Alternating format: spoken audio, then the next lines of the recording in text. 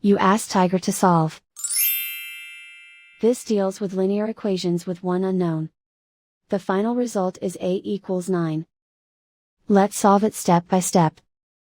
Simplify the expression. Expand the parentheses. Simplify the arithmetic.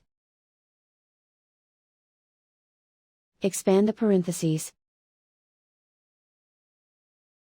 Simplify the arithmetic. Group all a terms on the left side of the equation. Subtract 6a from both sides. Group like terms. Simplify the arithmetic. Group like terms.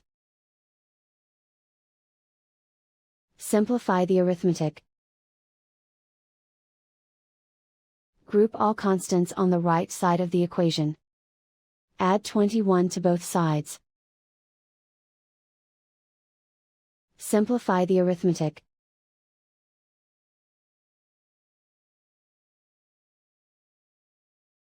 And so the final result is a equals 9.